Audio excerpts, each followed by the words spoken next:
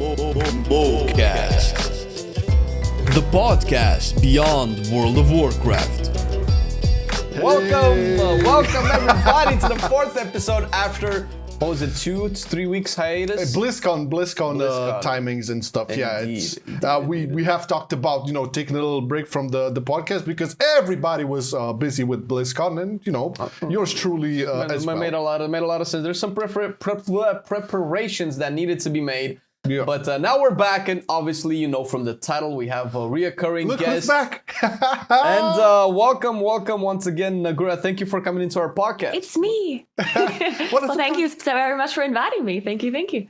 It's always a blast, and I know there's some things and updates that have occurred since our last talk. I mean, I've noticed some, so I really want to get into that as well. But let's just all lay the ground here. We're all enjoying a nice cup of coffee. Oh yes, it's morning, everybody. So I don't know when you're gonna see or listen to this, but nobody will say no to a cup of coffee. I don't care where you are. That's how you start the week, man. It's a cup of coffee. Oh. Everybody knows. You have to. All right.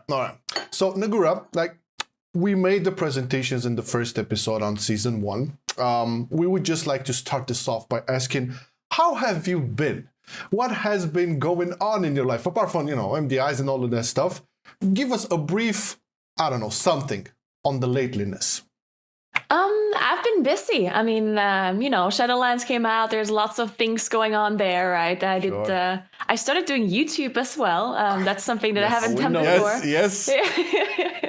So lots of time to spend with, creating content, creating YouTube videos, streaming, casting the MDI as well. So I just have been really busy, but it was fun because I really enjoy Shadowlands. So I'm having a good time.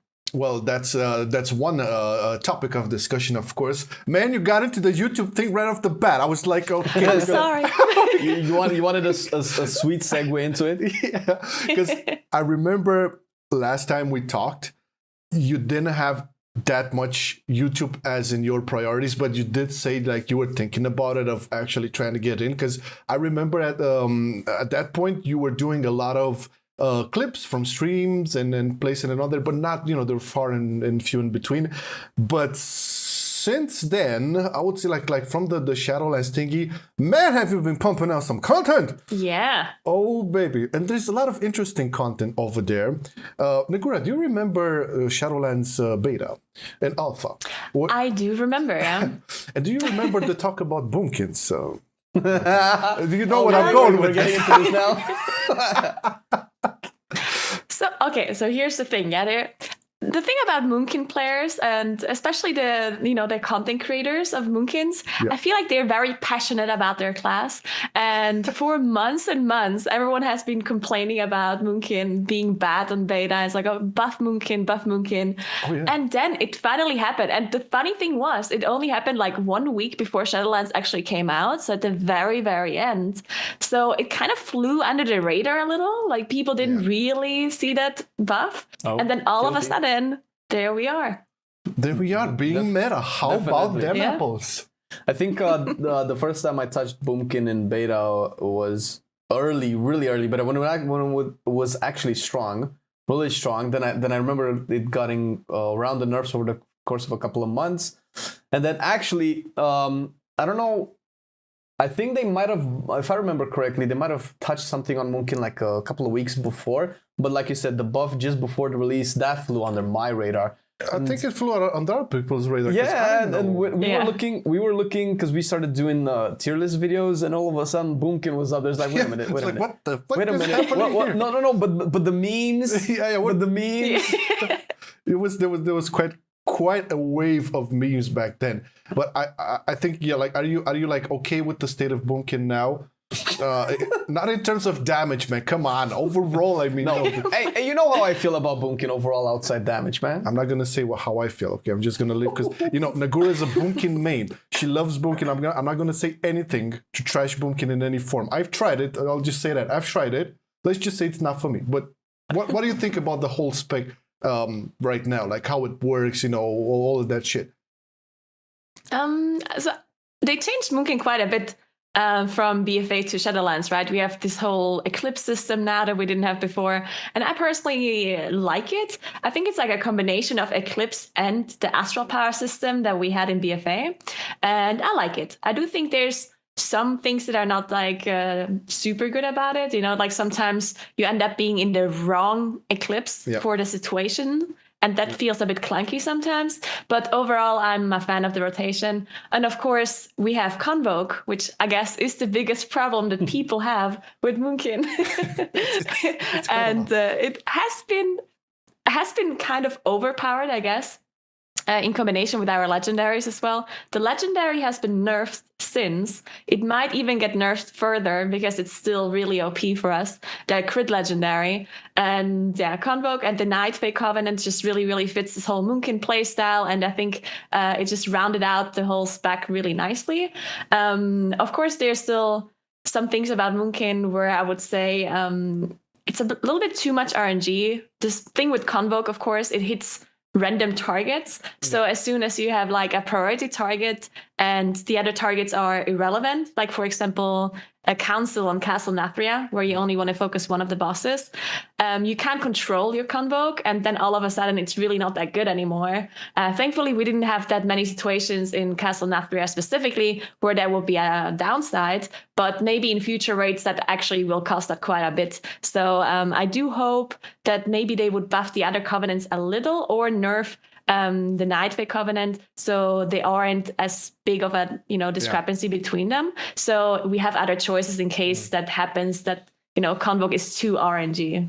I was actually gonna point something like that out, because I was actually thinking, since we dive into like a lot of different classes, different specs, we kind of have an eye on how they develop over the course of patches, and I really like how Convoke is. I feel like it's a really fun spell, and it's so impactful to press. It's maybe one of the funnest Covenant abilities that they did, and part of that is being impactful. I mean, it does stupid amount of damage in single target. It feels a little bit in AoE, but I feel like maybe that's the trade-off that we can have, where they don't have to nerf it. Because otherwise, I feel it feels like Blizzard sometimes just wants to have like pros and cons, and maybe the cons of Convoke is that in AOE it's a little bit too RNG. But if they buff that, then they might have to nerf single target. Maybe that wouldn't feel that impactful when you play on Sledgefister or whatever. But that's kind of where I am, because I really don't want them to nerf Convoke, because it's really fun. We're starting to get into those levels of WoW where like, okay, the damage is high, but if you really want to get like the most out of it, you kind of have to play it a little bit. So it's not like everybody can just like blast everything with Convoke.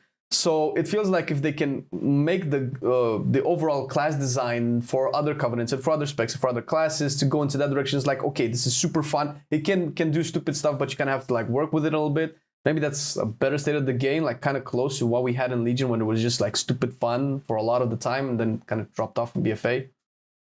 Yeah, I 100% agree, and I think that's the correct way they should be going in, because if you have one covenant that is the best in all situations, then that just becomes boring, right? If you have something like Convoke that is good in one scenario but not so good in others, or at least you have to play around it, because it created these really interesting and fun play styles where the whole raid had to play around Convoke by making sure the ads are outranged, because you can outrange certain targets. So your Convoke only hits the target that is in range, right? So the tanks were trying to taunt everything else away from the Moonkin, and the Moonkin was disengaging to the other side, so you can Convoke and only hit that specific target, like, for example, on Sun King, when the shield came up. And I think those kind of interesting playstyles only start happening when you have these kind of abilities where, you have downsides and upsides. If they're just going to be the best no matter the situation, then these kind of playstyles don't even happen at all. So I like when this exists,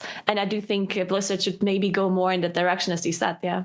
I also wanted to ask you something, because you did say that you enjoy Shadowlands, and I mean, let's be honest, Shadowlands is a really good expansion. But how good it's easy to say that when coming from BFA. Yeah, Let's acknowledge that's the fact. That's true, yeah. And it's easy to also say that maybe it's not that great in the first patch, because the expansions kind of get better patch by patch. I mean, we have Legion as an example, where the first what was it, 7.0 when the legendary fiasco kind of hit, and it was a little bit, Walker's like, oh man, everybody felt like they had to remake their character until they dropped the right legendary. But Shadowlands gives us a really good feeling. Obviously, it's from the lens of BFA, but also they're doing some things wrong. Some things not as much, but some things wrong as well. Oh, I can't believe this. Okay, all right. I got this, man. I got this. I'll get back. I got this. You get back to that shit. I tried. I'm gonna get more coffee. I wanted to go into the YouTube discussion. Okay, you fucking boomkin nerds. Because I bet you both can talk about boomkins all day long. I was just curious, Naguura, like, what made you go so, I don't know, I wouldn't say aggressive, but really focused more on YouTube? Because you, like, again, I've noticed, like, since Shadowlands launch, and maybe even prior a little bit to that, you've been pumping some serious content on YouTube. What was the decision factor for that? Okay, so I'm actually going to go into both of your questions a little bit, even though one wasn't really a question, but I'm going to touch onto it anyway, because when BFA was, a really bad expansion compared to others, right? And me as a content creator and as a streamer, I was still playing it, and I was still enjoying it, but there was just many downsides to BFA that really made me not be too motivated to create a lot of content, because I just ended up not having too much fun playing in Plus and doing the things that I usually do because of the classes weren't fun. Moonkin wasn't fun in itself. I mean, Starfall was so bad that you wouldn't even cast it on 5 targets. Okay. So yeah, the whole playstyle just didn't feel that great. And whenever Shadowlands came out, I really just found my passion again for the game, because I enjoyed Moonkin again, I enjoyed the whole game again, and Plus was more fun. Everything was just more fun compared to BFA. So all of a sudden, I just found this passion again, and then it also happened that I figured, you know what, why not create some more content? Why not try some guides on YouTube? Because people have been asking me about Moonkin guides, specifically because Moonkin had changed so much from BFA to Shadowlands. And I had all of this knowledge because I'm talking to the Moonkin theory crafters very closely. So I have all of this information that they give me really early on. And lots of people constantly ask me on my stream, what do I do here? How does this work? What stats do I go for? What talents? What covenant? And so on. So I figured it would be a lot easier for me to just create YouTube videos. So whenever people ask me over and over, I can just refer to that video and it would go hand in hand, right? So I ended up trying out this whole YouTube stuff with Moonkin guides and other content as well. And it worked out really great after the first couple of videos already. And a lot of people were super happy about the content and they liked watching it. So yeah, from then on out, I was like, okay, I guess we're doing more YouTube. Yeah, I was happy to see I think after the first Boomkin guide you did, or some of the first videos, I know you tweeted it out. Now I was like, okay, I have to reply. It's like, Naguura back in the YouTube game, baby. So lovely. But it's interesting. Do you have did you set up a process or something for it? I mean, obviously all creators do it differently when it comes to pumping out content on YouTube. Do you have something like that set in stone, or I don't know, maybe did you talk to somebody to edit your stuff? You just provide the footage, or you make scripts, or how does now that you're into it, I think, I don't know, more than 3 months in it, how is the YouTube process for you right now, from idea to finished video? I feel like I'm still incredibly new to this whole YouTube content.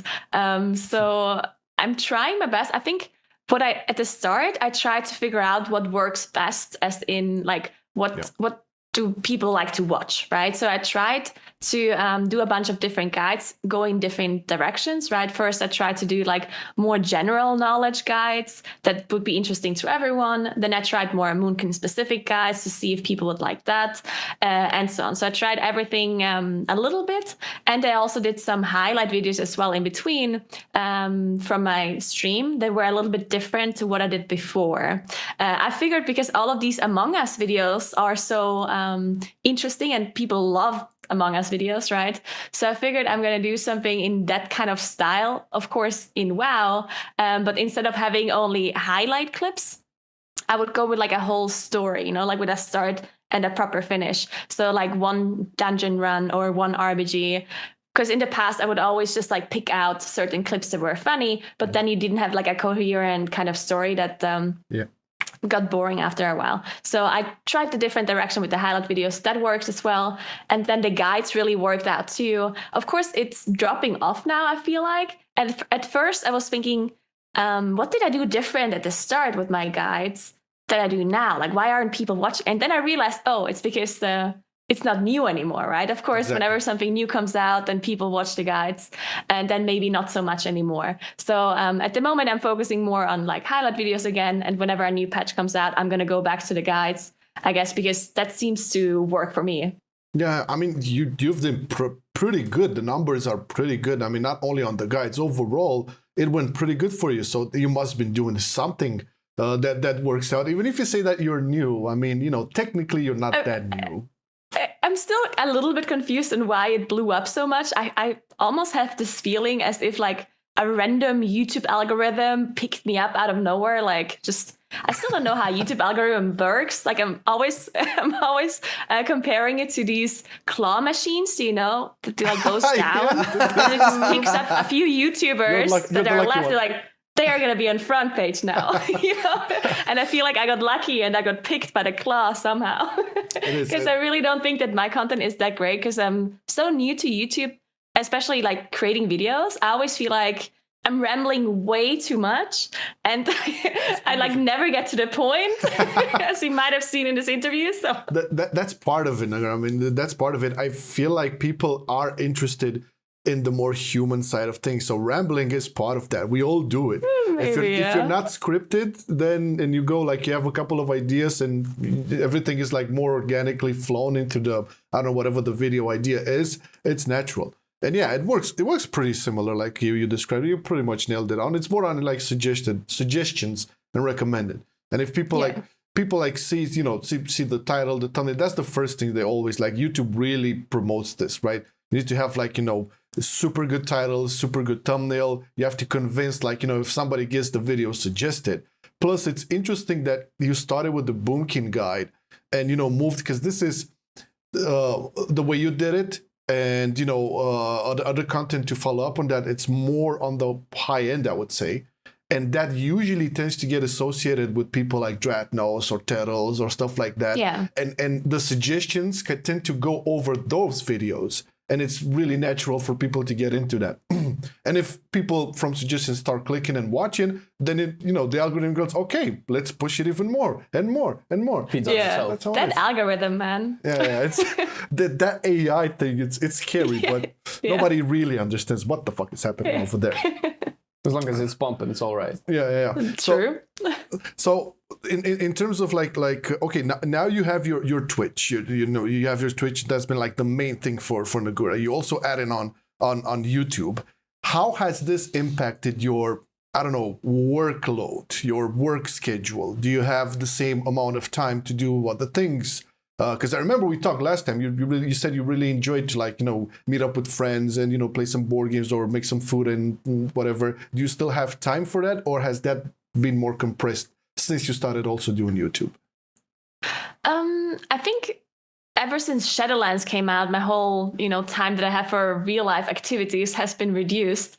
But we also have a pandemic going on and in a lockdown, right, where I can't really go out anyway. So I think it hasn't been that bad, because if I'm sitting at home and I can't really go out, then I might as well, you know, I always feel like I might as well just create a video right now, or I might as well just stream for a little bit, because what else am I going to do? So it just has been working out for me, I guess. I mean, is it still like a situation when you guys over there are like on full lockdown? I mean, I don't know. Yeah. Really? Like you cannot go out to like open spaces and stuff? So we basically got back into lockdown again for like, I think in February, like on the 14th, I think we got back into lockdown, and they extended it again until the 14th of March. So we are allowed to leave the house, but only for like necessities for, you know, grocery shopping and whatever. We always need to carry like a piece of paper with us that says I'm Naguura and I'm doing blah, blah, blah. Yeah. That's still a thing? I thought, man, I hated that. Yeah, that was horrible. On that note, because now we've had this whole let's just call it lockdown because YouTube YouTube doesn't like to be a little bit more specific than that. I wanted to know, like, let's say two good things and two pros and two cons of casting MDI in this type of environment. Because I can imagine it's really cool to like be there with the people and all of that for events. But right now everything is online. All of the esports, all the tournaments, everything is online. Obviously that creates maybe some comfort because you don't have to travel a lot. But what do you think? Like, what are the like pros and cons of doing it this way?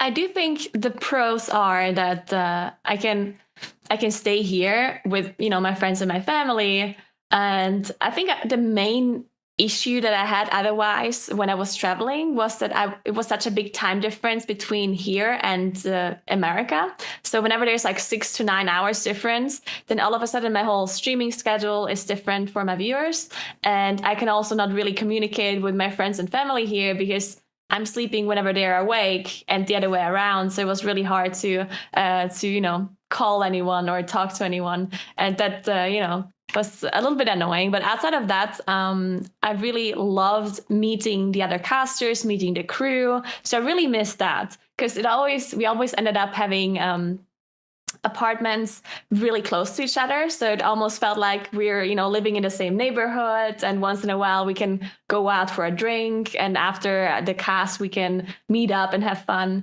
So that's really something that I miss a lot, to not be able to talk and meet the other casters anymore. Yeah, makes sense. I mean, that whole social aspect of it must have been the blast. And the highlights should definitely could have been that. I mean, apart from doing the actual casting and being involved in that, and getting the actual recognition, being able to interact with like-minded folks who have sort of more or less the same objective. I think that's pretty cool. So Naguura, you played Boomkin for most of your WoW career. I know you said you played Resto at some point, maybe in Cataclysm, was it?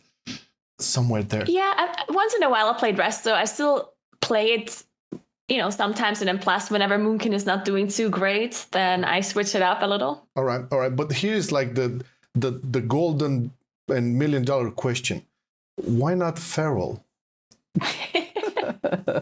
Because I am a Feral main now, and I am really curious. Marcelian discovered the wonderfulness of druid. I discovered, and it's amazing. I love it. But hey, I want to know: did you ever try Feral? And if you tried, what's the problem with it? Why don't you play Feral some more?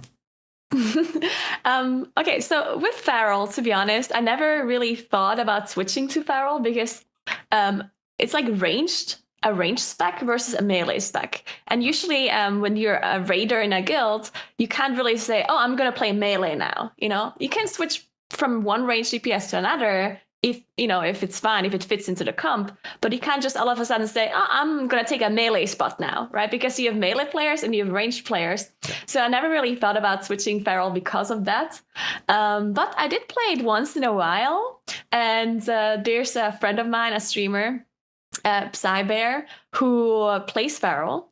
And the one thing that bothered me the most with it is that the whole community perception about Feral is so bad. Like, so many people think it's the most horrible spec in the game that does 0 damage, which is not true, by the way. They're doing pretty well. Yeah. But yeah, the community just perceives them in such a bad way.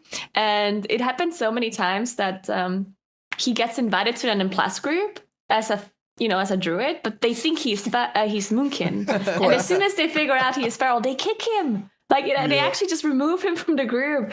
And I was like, oh my God, like, I couldn't play this way when people just hate you so much because of the spec. Yeah, that's just so sad. Community perception is such a bitch. And I think it started with Legion, right? Yeah.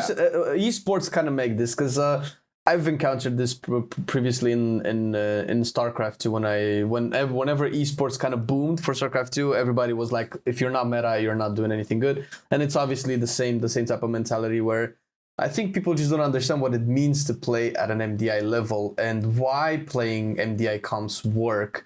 Because basically, to be able to pull off a perfect strategy, you have to play perfect. And if you're not playing perfect, it's not really important if you play the perfect strategy or not. And it's kind of what we like to do. We kind of want to, I guess, destroy the community perception which is in a good way. and obviously in a good way, and it's too bad. So guys, if you're watching this, don't kick your fan. And I remember we had sort of like the same light of discussion with Naguura in the first episode where we also touched on this. Oh. Don't bite into the community perception. Yeah. Because even and Naguura plays at a high end level still. She said, I don't know if you still stand by this, but she would take any non-flavor of the month spec in her group, but that guy can master his spec or girl, to the fullest, rather than a mediocre flavor of the month, fella. Right? Yeah, 100%. I mean, I've been playing high end plus again recently, and I've played with. I played with Shella. He's a Warlock player, a really high-end Warlock player. And Warlock is not really meta either currently. Yeah. And people are saying, why do you play with a Warlock? Like, what the hell? And then they end up looking at the damage meters at the end, and he's doing really well. And he's providing a lot of unique utility. You know, you have health stones all of a sudden. Once in a while, you can use a gateway to, skip a pack, or you can, use the Warlock utility otherwise with the different kind of pets. All of a sudden, he has got a magic dispel, really helps out on some bosses. So it's really fun to see these kind of classes that usually are not played because they provide this unique utility that you usually don't have, and then all of a sudden it creates different pulls you can do, different kind of strategies you can go for. And I think that's the problem as well, that people just mainly know what the meta classes can do, and they don't think about what other classes can do, and then they think they don't have any utility. But they do, just because you don't think of them, right? And then it's really hard for those kind of classes to do well. But just trust me when I say that, especially on, like, let's say when you do 15 keys, if you're not trying to go for rank 1 rated.io, then I think you're going to be totally fine to have other classes that are not considered meta, especially if the players play the class well. Regarding this, because I've noticed something, and I want to make sure that I'm on the money with this. Looking at BFA and we were looking at logs whenever we were doing BFA, and we saw a big discrepancy between affliction warlocks and fire mages, arcane mages, and stuff like that during logs, and like what kind of keys they can clear, because we're talking about meta here.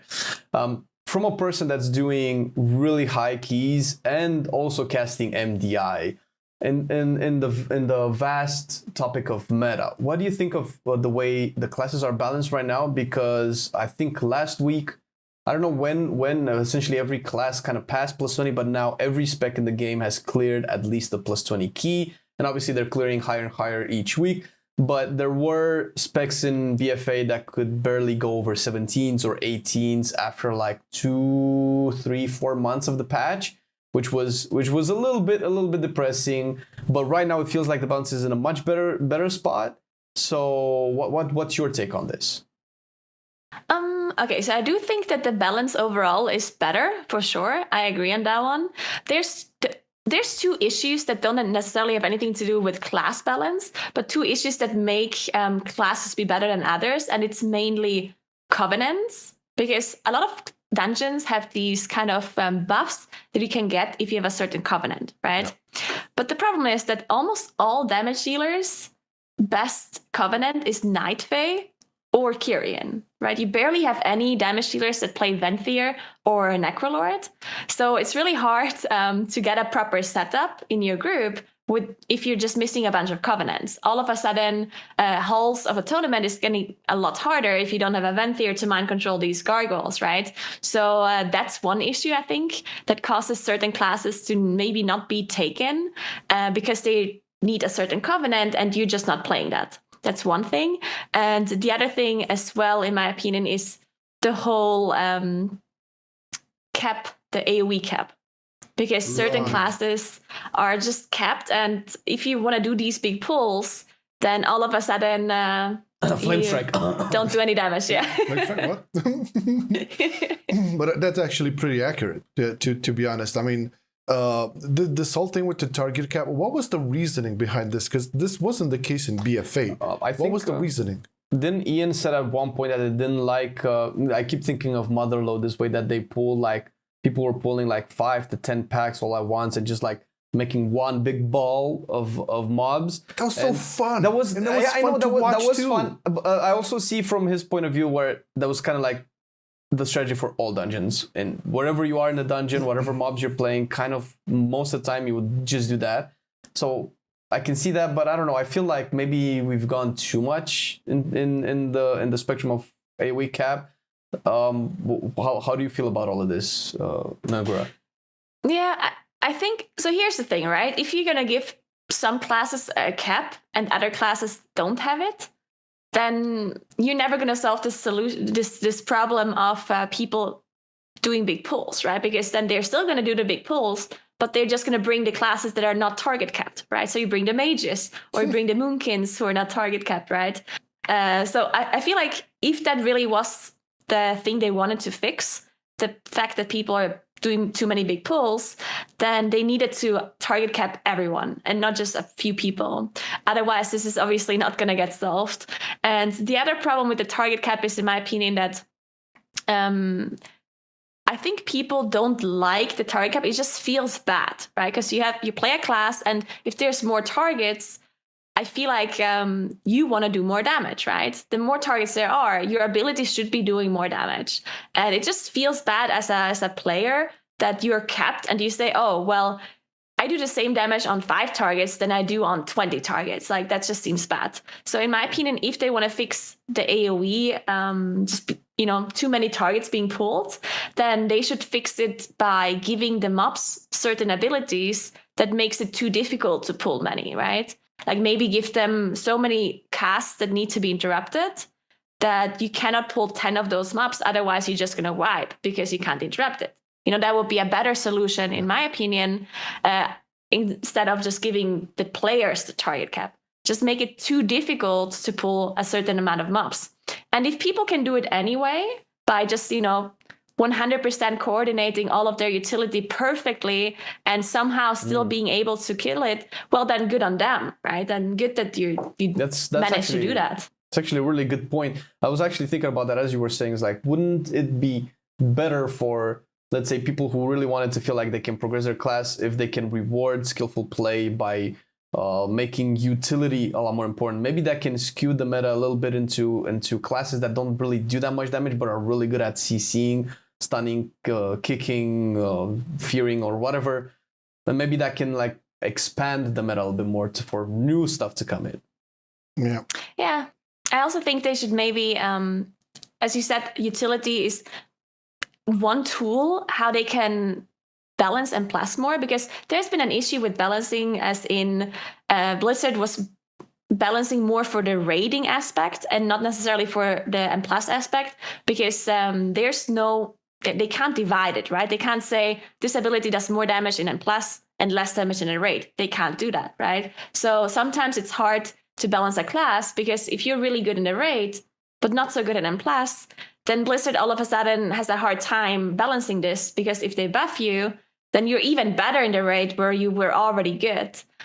So that's an issue that, in my opinion, can be solved by actually addressing the utility of a class, because in the raid, utility is not that important. You never really need to AoE stun anything or like mass root or interrupt. I mean, interrupt sometimes, but not that often. So I think by addressing that somehow, buffing certain utility in M+, that could solve some balancing issues, in my opinion. All right. Well, my dear friends, I would say enough about all this M+ shenanigans and class balancing and stuff. I want to go full primary school journal questions on this motherfucker. So here it goes. All right, Naguura, what's your favorite movie of all time? Favorite movie of all? That's difficult. I know. I do think it would have to be Interstellar. Wow. Or The Arrival. I think both of them are really good. All right, Interstellar. Now, do I have a problem on thinking this somehow relates to boomkins? Don't you have this? True. my dumbass brain thought it had to do with Matthew McConaughey. It must be something has to be worked on. Okay, next one. Favorite music band or music artist? I also don't have a favorite music artist. I always used to be a fan of Britney Spears for like the longest time. Hello. But it has changed. So at this point, I don't think I have a favorite. Do I have to choose? Not necessarily. Like you can. Oh yeah. What do you pop in your, I don't know, Spotify or iTunes when you have the time to like just chill or just want to listen to music? What usually tends to pop up in your playlist if you have?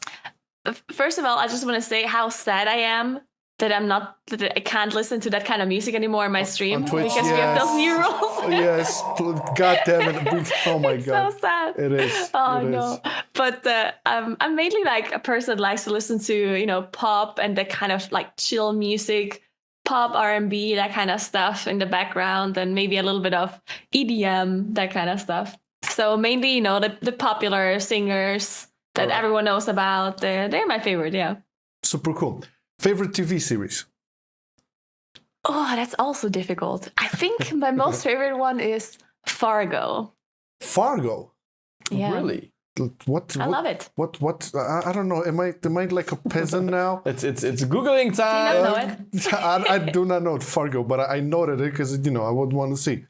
All right. You should check it out. It's really good. I bet. Favorite book? I think my favorite book is The Arc of a Scythe. Wow. Let me I've note never this heard of down. that one. Arc of a Scythe? Yeah, like Yeah, what's I it got called? it. Yeah. I got it. Arc of a Scythe. Can you tell us a little bit what it's about? Yeah, it's like it's basically like a dystopian environment where it's placed in the future, and they figured out a way to just keep people alive forever. But since that doesn't work with there would be too many people at some point, so there has to be so-called scythes that have to decide who dies and who lives. Holy and that's shit. the whole like. Oh, damn. Look at that. Oh my God. It's some sci-fi and going into it. Would that be inspired by our overpopulation issue that supposedly? Let's not go there, please. Please not go there. Come on. We're fine. All right. Favorite game of all time, but it cannot be World of Warcraft. We have to exclude World of Warcraft. League of Legends, for sure. What? Oh really? League of Legends? Definitely. Wow. What do you play? What? Well, do you still I always play support and mid. Okay. support and mid? Was mid? My memory was mid the mage type thing. You would send to the mid. Yeah. I don't think it's mage anymore as much as it was when we used to play. Right. But what was your favorite character in League of Legends? There must have been something you played a lot. Yeah. I think my favorite character is Katarina. Oh my God, I remember that. She was super OP in the right hands. Katarina, was that the one who jumped? Like she Exactly. had The assassin, yeah. Oh man, I used to love The blades. that. Yeah, super nice. Flashbacks from Marcelian. Yeah, I tried it, man. I tried it. I remember it. All right. Favorite color? I think we're gonna make this a regular on all podcasts because it's interesting. Yeah. We're checking. I think boxes. purple. Purple. Really? Yeah. I always want to say blue because that was a question you always ask children, your favorite color, right? And when I grew up, I always just said blue. I'm not really sure why, but that's just what I said. I think because of my eye color, because it's blue. All right. But then eventually, when people kept asking me this question when I was older, then I kept saying, why do I say blue? I don't even like that color. From your favorites, and I don't even like it. I think a lot of people said blue. Yeah, it's so natural to say blue. I don't know why, because the sky is blue, and we have a lot of cartoons that have blue nuances and shit. I don't know. Yeah. Purple seems like a more. And Avatar, I mean. Of course, Avatar. But Cannot forget. I feel purple is a more, I would say, mature, a more completed, to the stages of humanity. It's like, okay, now I know what I am. I know my identity. I will choose purple. It sounds like that. And my logo is like purple as well. Do you see here? Yeah. I would definitely love it. We love the purpley stuff too. So we're in the same boat. Perfect. Okay, now, favorite content creator of all time? I think recently I really loved watching Disguised Toast because he just had those incredibly funny Among Us videos. And I actually knew him when he started streaming Hearthstone. I was also streaming Hearthstone. Yeah. So we actually started streaming that at the same time. And that's why I kind of knew of him and I already enjoyed his content back then. So I think he's really up there for me. And I also really like Pokimane and Valkyrie. I think they're also awesome content creators, and I'm really like looking up to them as female streamers as well. And the way they handle everything is just always perfect. I always am a little bit jealous on how they manage to just deal with it all. So yeah, I would say those three are one of my favorites. Of course, there's others, but yeah. All right. Favorite food? You cannot give me no broccoli shit now. Yeah, you have to be honest. There must be some junky. I think it has to be pizza. It has to be, right? I mean, come on. You cannot hate on pizza. Okay, Naguura. What's your stance on pizza with pineapple? Oh my, I knew this was going to happen. Well, of course it's going to happen. Because you said pizza. We know you're in a part of it. Okay, let's hear it. Okay. Even though I'm going to lose like half of my subscribers on YouTube probably, to say this, but I do like pineapple on pizza. Oh. There it is. Like, stop the show. Let's get the fuck out of here. Hey man, I subscribe. I ate it once and it was delicious, right? It was good. I don't order it, but it was good. It's surprisingly good. I don't order it often either, but once in a while I just feel like a little bit of pineapple. Okay, but what is in your I don't know, conception? What is like the most authentic, delicious pizza? It has to be authentic and delicious on top. What is it? What type of pizza is it? If I want like the most Italian pizza that I love, then it's gonna be just a margarita. Yes. You gotta love it, Flex. Don't look like that's that. the correct But answer. it has to be a good one, because I feel like many people make margarita like wrong, and then I'd rather have toppings on top to make it taste like something, because it has to be really well made if it's like a margarita. making it more interesting. But being on this topic, how is your diet balance these days? Do you still look out to make proper plating, okay. I'm not going any further with this. Are you eating healthy, Naguura? I don't want to talk about it. All right. Let's move along. That answers the question. Let's move on. All right, let's move along. It's all good. It's all good. We all get in that zone sometimes, but hey, self-discipline sometimes can work, so sometimes can not work. I'd say give in, but always have the equilibrium at the end of the day, or at the end of the months, or at the end of the year. I don't know how much that route can take. So I've actually been eating very, very healthy before Shadowlands came out, and I've been working out a lot. And then Shadowlands came out, and I started creating so much content and YouTube and streaming and casting MDI. And at that point, I just felt like, you know what? I'm just gonna put my working out and my healthy life on hold for a little. Doesn't mean that I'm living completely unhealthy, right? I'm still eating somewhat healthy. But I've been working out less for sure.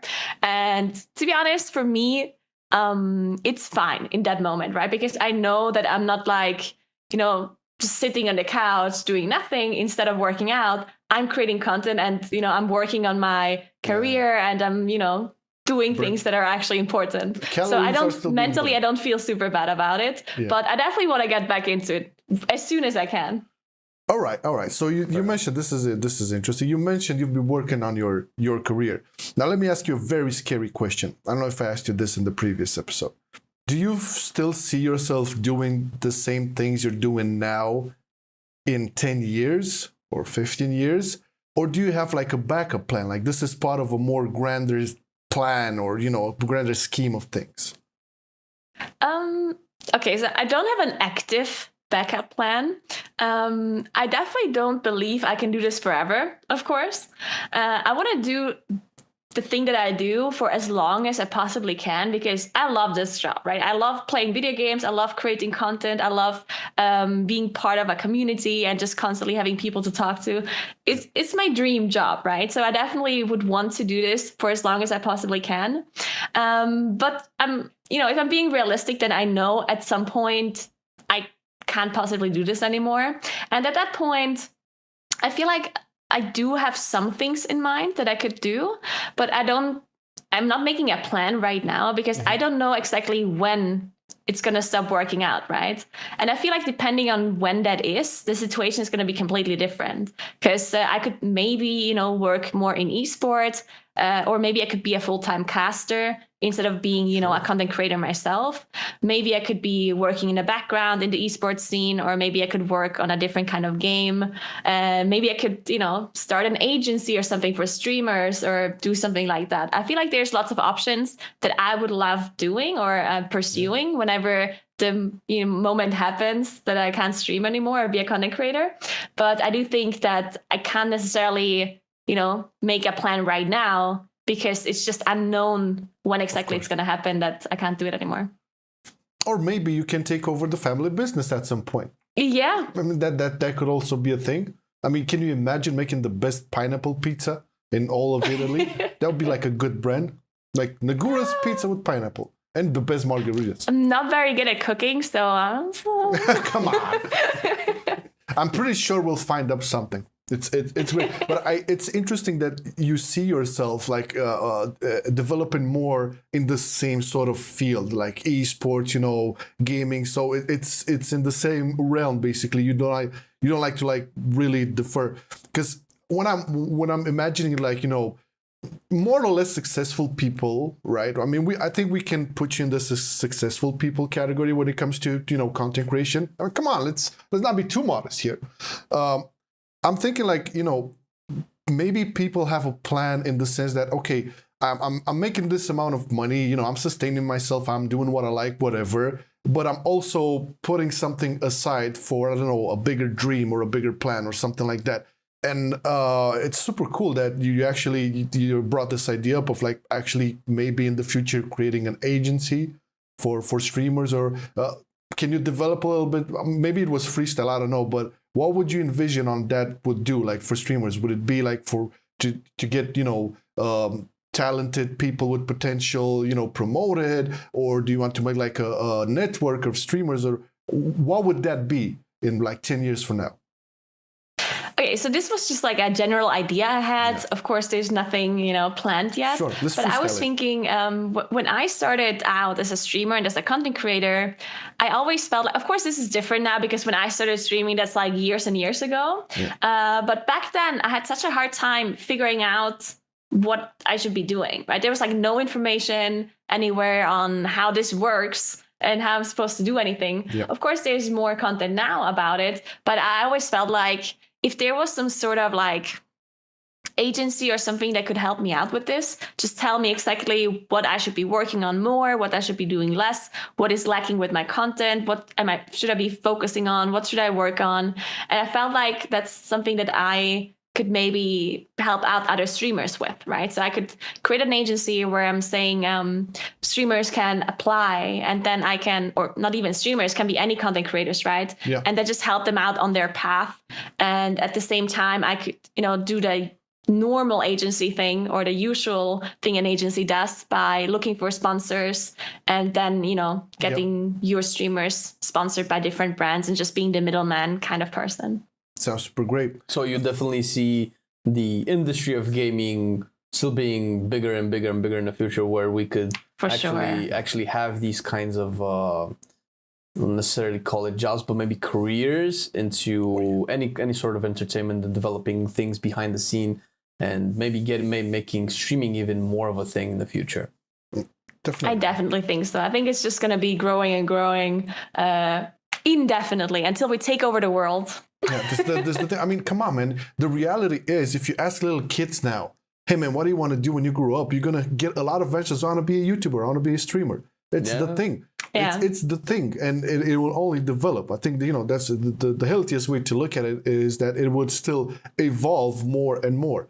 Because that's the main, I think, recipe for platforms like YouTube, or in our case, Twitch, is the human interaction. 20 years ago, gamers didn't have that. Remember the times where you had your friend over and he just stood and watched as you played? Yeah, man, that was so cool. You see, people don't understand. Well, I would say older people don't understand this concept of why would people watch you play? Dude, it's so natural. We used to do this as kids. But I think it's a similar concept with obviously watching watching sports online? Why do you watch other people play sports when you can play them yourselves? And I think it could even go back to ancient times when, we had the games in the Colosseum and everybody. Why are you interested in watching people, or, the Olympics, watching people compete and do feats of strength or intellect or whatever, because it can be chess, it can be anything. And the things that probably you cannot do. Maybe it inspires you, maybe it creates some form of connection.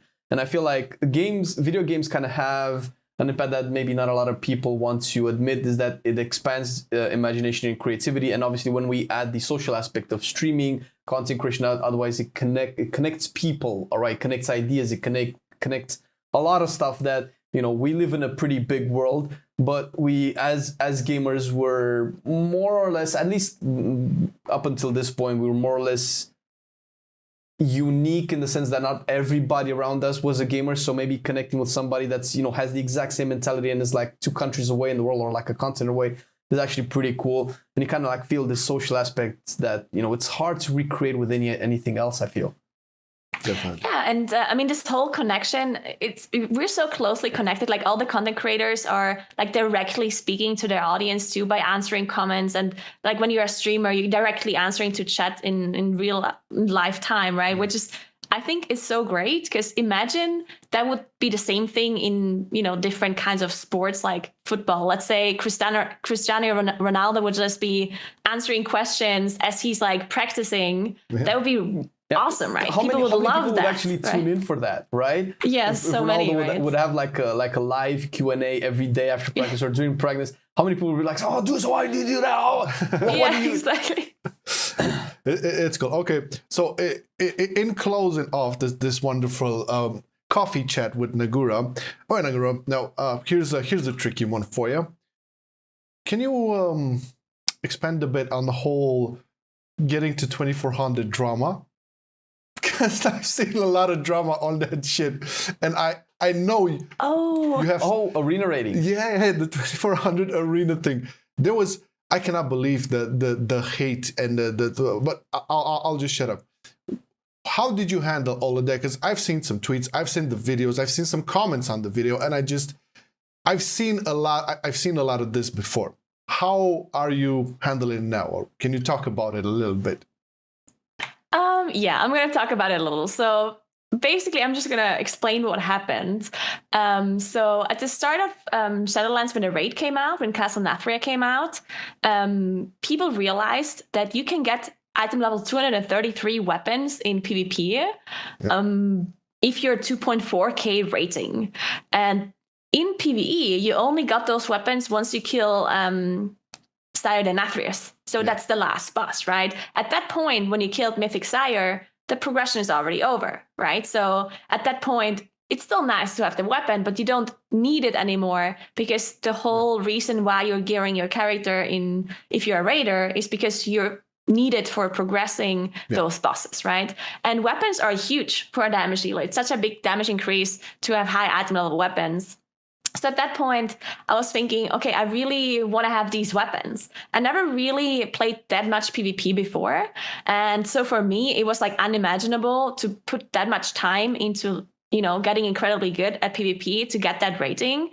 Because at the start, when the raid comes out, there's already so much time I have to put into PvE, right? There's so much time I have to put into gearing my character, into doing all of these M+ dungeons, into playing my alts, raiding, and so on. So I couldn't imagine spending a lot of time playing PvP to get a certain rating.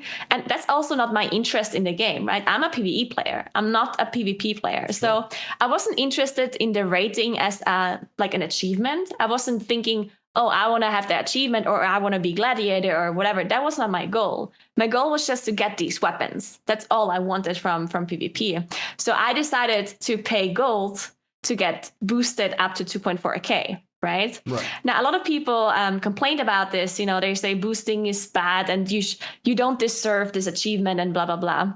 And on one hand, I understand the people that are upset about it, because, they're bringing the argument that the ladder is basically being destroyed because high-ranked players are playing on lower rank, and it makes it really hard for other people to win against them. So I do understand that sentiment, but at the same time, people are saying, oh my God, if you're not good enough to reach that certain rank, then you shouldn't have it. And in my opinion, if I'm not interested in PvP as a whole, then it's just impossible for me to get to that certain rating. Like, why would I be spending like hours and hours and hours trying to get better at something that I don't even like playing? You know, I just don't like the PvP aspect. So me spending hours and hours to get this certain rating and then stop playing, for me just didn't make sense to do that, right? If I have the option to buy that boost, because of course it's totally within my rights to do so. It's not against the terms of service in WoW to do any sort of boosting. So in that sense, I always feel like if you're going to be mad about this, then you should be mad at Blizzard allowing it, or you should be mad at the gearing system, because we never really had this before, that the PvP weapons are so much higher item level than what you can get in PvE. Yeah. So this is like a unique situation that has never happened before. And I just, felt like if I have the gold, then why not? But, on one hand, I understand that people are upset, but I just feel like they shouldn't let it out on me, because I just did, what is within the rules, right? Of course. I didn't do anything wrong, basically. It's basically doing everything it takes to be at a high level as possible. So if it's within the realm of possibility, that's guys, this is how people who want to achieve things behave and act and have the mentality. It's not the first time. This is the thing. Yeah. I mean, Naguura is a public figure, is a content creator. Of course, she's gonna get the spotlight on her. But this has been happening since like forever. There were in the past super good items in PvP. You could obtain more value out of PvP items before you can get those in PvE, and this happened all the time.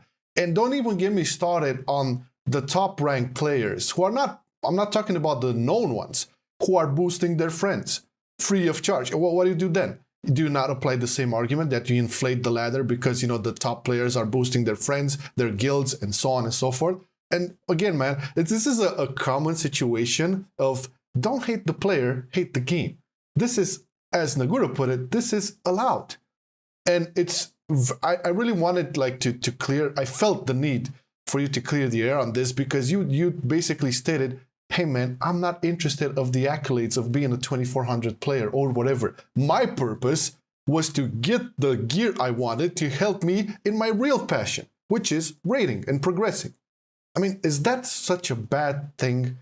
Because this is not Naguura's fault. It's not the top ranked PvPer's fault. This is how the game works currently in Shadowlands. It worked well. It's still there. We have the same argument can be flipped on its head in BFA when we had the tank trinkets in the raid being overpowered and broken in PvP. Oh my god! And high ranked PvP players, I don't know if they were buying boosts or whatever, but they were running guild raids specifically for everybody to trade. Exactly. You had warlocks that had the strength tank trinket. What? Come on. Nobody was complaining then.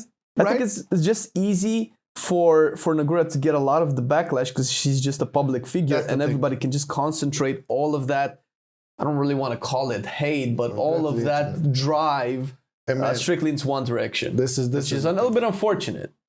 Yeah. And on one thing, I also am a little bit upset about this whole thing, because I was trying to be as open as possible, right? Because theoretically, I could have done this off stream and be like, yeah, I just, played with somebody. I could have just not talked about it openly and said, yeah, I just played with friends off stream. And then maybe it wouldn't have gotten that much attention.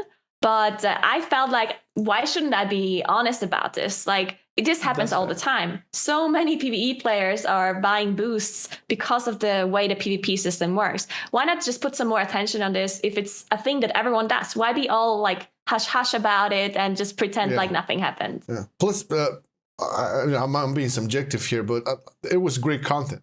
I love the clips. I love seeing Naguura in arenas and not knowing what's happening. Clips. I saw those. Yeah, that was the most amazing thing. Oh, so what do? I press convoke. Oh! What's this victory someone died screen? behind me. It was beautiful, man. It was like people should just appreciate the entertainment value out of it, if nothing else, right? But the point is, this happened like vice versa in BFA, and you pointed it out pretty good, Flame.